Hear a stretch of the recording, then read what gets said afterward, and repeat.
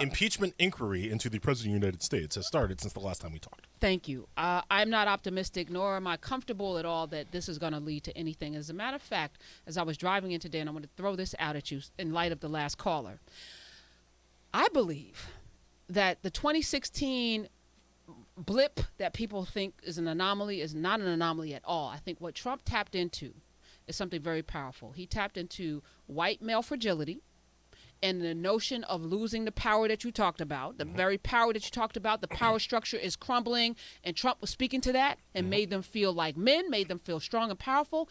That same drumbeat resonated with black men. Yep. So when we talked about, because I was looking at numbers, today is the anniversary of Barack Obama.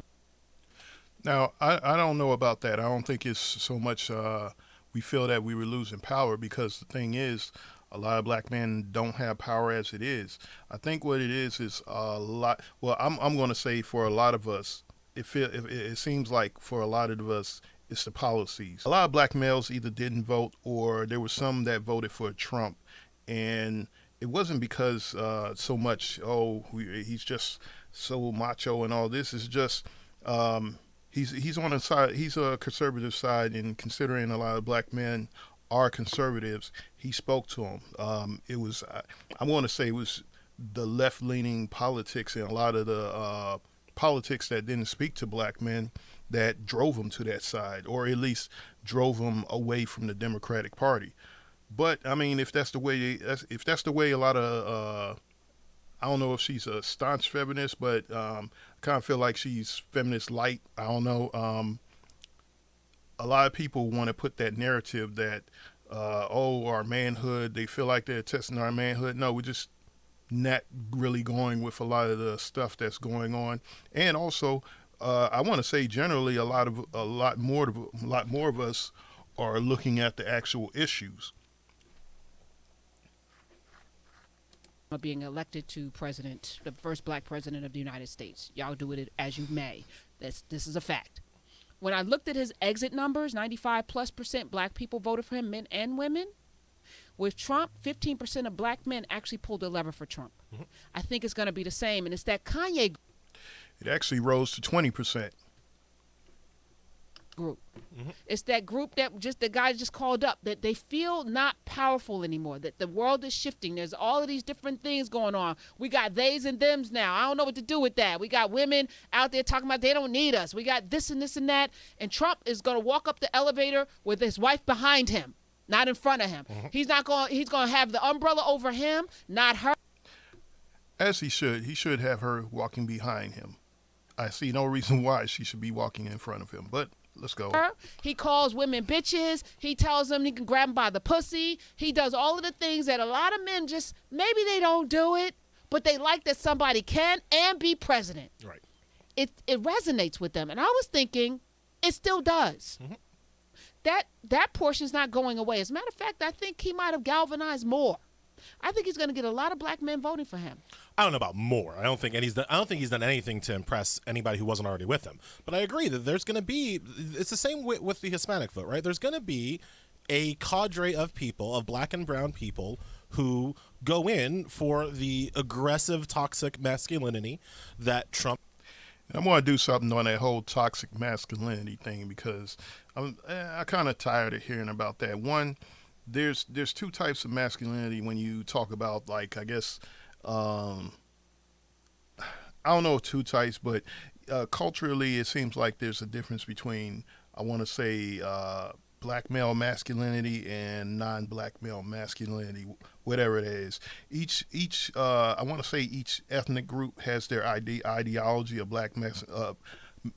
of masculinity, but I look at Cash Funny, especially dudes that like push this.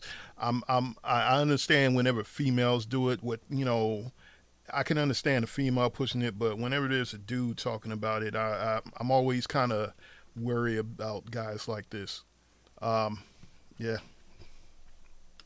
Trump brings to bear, there's going to be a cadre of black and brown people who go in for the bigotry. I mean, like, we can talk amongst friends here. There's a lot of bigotry in our community. There's a lot of people who are black people who are from this country being bigoted towards immigrants. There's a lot of black people who are not from this country who are bigoted towards other African Americans. He was always going to be able to tap into the worst in our community in the same way that he is able to tap into the worst that is in America. Trump speaks for the worst people. Let's not fool ourselves and thinking that just because we have dark skin that immunizes us from being shitty, quite frankly, right? However, I don't think that is a definitive or defining stat in his reelection, because what I still look at are all of the black people and brown people and women who voted for Obama and then didn't vote at all in 2016. So yeah, nothing's changed though, the Ellie. 15% of black men that voted for him last time will probably show up and trifle and vote for him again. Right? But there are people who didn't vote last time because they thought they didn't need to. They thought it wasn't important. They thought it was a joke. Okay. And if we can inspire those people, they're that not should being be enough. inspired though. And here's what I'm saying. Nobody's talking to black men. 866-801-8255. Not a single one of these can. Everyone's over-indexing on black women. And she was right. She called it. Nobody talked to black men. Everybody talked about black men, and they talked about us bad. And the Republican, not the Republicans, the Democratic Party almost suffered for it. I want to say they kind of did. If they had addressed black male issues, they had addressed black males more directly, it wouldn't even have been this close. It really wouldn't have been. The race would have been over a long time ago, but I mean, that's the thing. That's what's going on now. And people want to go ahead and put it in this context of black males being powerless and all this. No, is nobody really knows. Everybody's talking and trying to speak for us instead of speaking to us. And it's probably going to increase later on down the road. You're not going to win against Trump just talking to black women. You're not going to win against Trump not engaging in talking to black men. And I'm saying this because I don't hear anybody talking to black men, period. Mm-hmm. And the only voice that actually resonates with black men is Donald Trump. And I know you say this, but as I look at all of the candidates that are polling and doing well, there's no platform and agenda. And criminal justice ain't it. No, I agree. Because black men are not defined by criminal justice. You're not doing anything for black people because you are saying it's wrong to put black people in jail. Damn it, that's just wrong, period. But you're not addressing the actual, what is driving them to stay home. Well, she was almost there. She is right. That's the one thing everybody's always talking to, especially black males, like, oh, you guys, we're going to have prison reform. I mean, I don't know about anybody else. I'm not a criminal. Haven't come close to it. I know a lot of people. I know a lot of black males that are not criminals, that are businessmen. I am a businessman. We are more than just criminals. There are those of us who are in the STEM fields. We're professionals, all types other than just criminals. It's just ridiculous, and that's a problem with the Democratic Party. They just didn't give a damn. That's all they were given, and that's something for everybody. I mean, like you said, you shouldn't be putting people in prison that shouldn't be in prison to begin with. We were severely neglected, and I see this growing bigger as time goes on. This time, a lot of black men didn't want to vote for Trump, but they just didn't necessarily want to vote for the Democratic Party, so they stayed home. But what happens if at this point we realize, us black men realize that we do have power, and we do have the ability to sway votes or sway an election. I see if the Republican Party even had a decent candidate, if they had somebody a little better than Trump, it would have probably went the other way. And I see the percentage going towards the right probably another 10%, probably 5 to 10% more going to the right in most other elections if the Democratic Party continues on the track they're continuing on. Or to show up. No one's speaking to them. Okay, so 2 points though. First of all, let's not overrepresent what we're talking about here. We're talking about 12 to 15. I mean, 85% of black men are like on board, right? Like 85% of black men have figured out that this is a sexist bigot who can't be reelected. A. B. I do think there are candidates that are talking to black men. I think Cory Booker is. I think Julian. Yeah, no, a lot of us just aren't falling for it. A lot of us actually have some brain cells and figure out that both candidates are like garbage. I mean, we talk about Trump, that's an obvious thing, but let's look at Creepy Joe. I mean, he was up there rubbing and sniffing on children, and I don't know if it's been, I don't know if it's been solidified or what it is, but I'll just say allegedly his son is in the middle of some legal issues as far as taking money, and I'm pretty sure Sleepy Joe is in there somewhere getting his hands dirty, allegedly. Yeah, I mean, this dude right here, he's way off, as we can see. And, of course, this is being done hindsight. This is Monday morning quarterbacking, so, I grant that, but this dude is way off. Castro is. I agree that No. talking straight up about criminal justice, about policing, is not a doppelganger for talking to black men. But I do think that some of Castro's and Booker's stuff about police brutality is very important to black men with sons. But neither one of them resonate with black men and how they show up in the world. 866-801-8255. I know I'm right about this. Are you talking about like a hardness issue? I'm talking about, all it's because people, if we're being honest, Ellie, and I know you get in the weeds of the details of things, most people don't vote based on policy. They vote based on they don't. They just don't. So we can belabor the point and, sit here and wag our finger at people for not knowing more of the issue. Yeah, and most of those people are Democrats. I'll be honest. Most of the people that voted for Joe, if they really looked at the policies, yeah, they're the people you're talking about, because the thing is, what is it?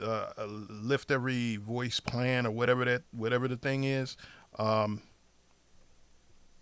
it's most black men, or I'm not going to say most. I'm going to say there's a good group of black men that look at that and just say this isn't going to speak to the whole community.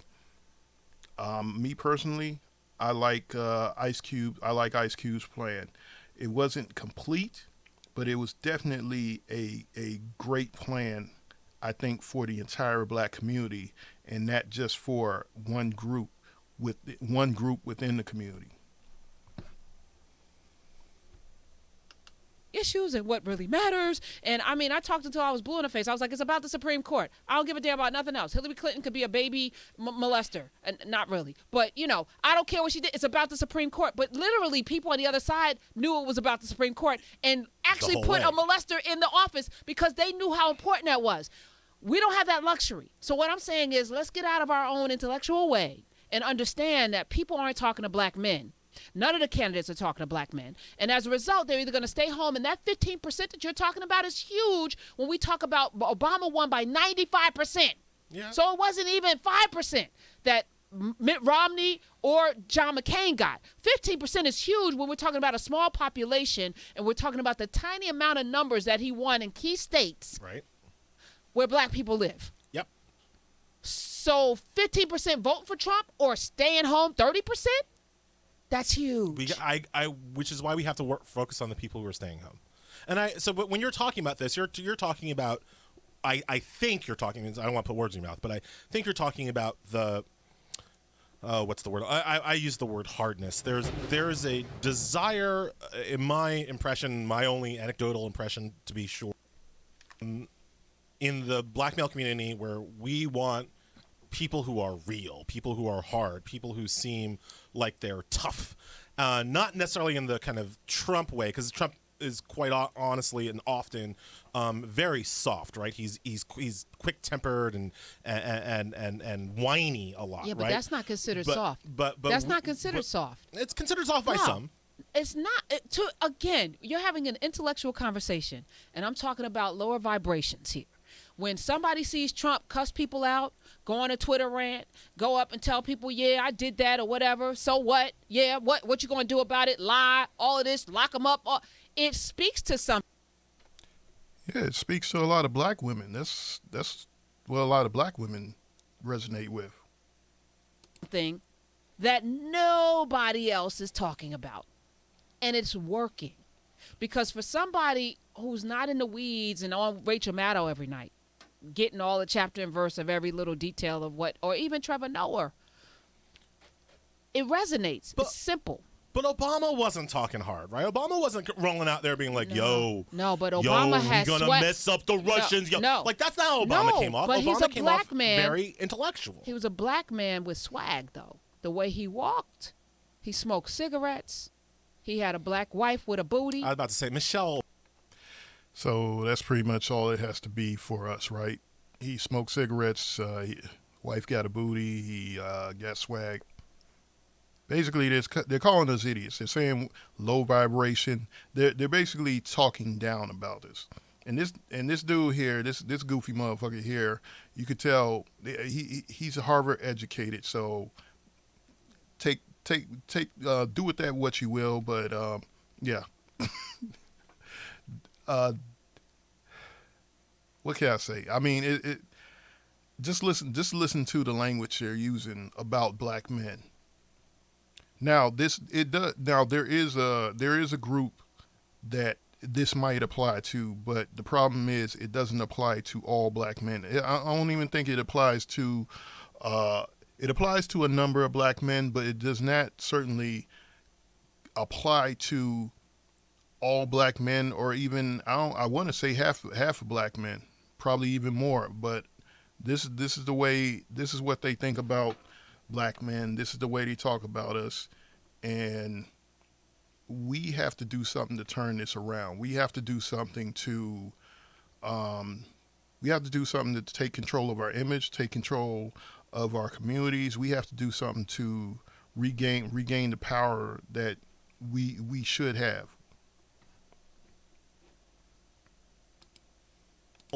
Obama had more swag than Barack Obama No, ever don't did. disrespect that, because he chose her. A black woman with a booty who was very, very, very, very black, raising 2 daughters, had swag, could play basketball. I'm putting up the air quotes because not really, but you know, but he He knew it was important to play basketball. right. Chicago had a way, and the black women thought he was sexy. Mm-hmm. Dudes want, you know, he was sexy. There's not a. I think Julian Castro's cute, but there's no one sexy. You don't think No. Booker is sexy? 866-801-8255. I think you trolling me today. I think I'm being trolled by too many people, and I'm not here for it. You go ahead with all of that. Okay, so that was a little segment on the Karen Hunter show, but for all that was in there, I want to say she called it. She called it. Even though the election, as it stands right now, is going with Joe Biden, it almost didn't. It was. This has been one of the closest elections they say in history, I believe, and it was because the neglect of black men. I want to say they said there was a lot of news outlets that said Trump captured 20% of the black male vote. So that's up from 15 from last time. So it wasn't an anomaly. There's something definitely there. And you got that 20, and if there's still another 30% that just didn't vote, that didn't come in, that didn't vote for anything, yeah, that's a huge amount.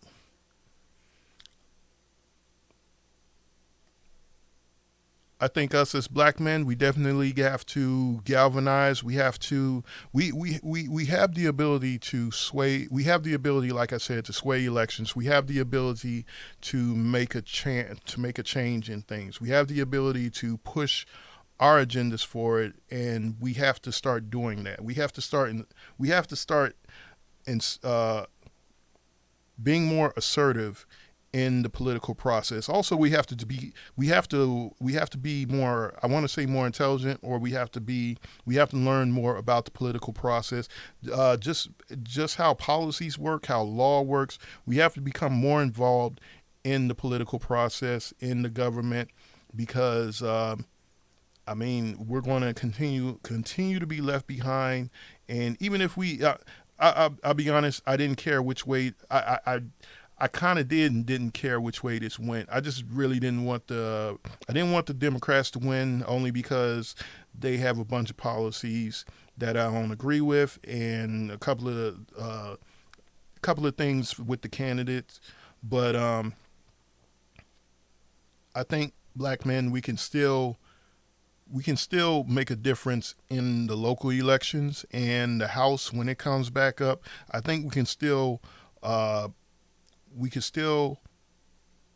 make a difference in our lives, our communities, and we just got to galvanize. We have to push. We have to start being more involved, and we can't let others shame us into voting the way they want us to vote.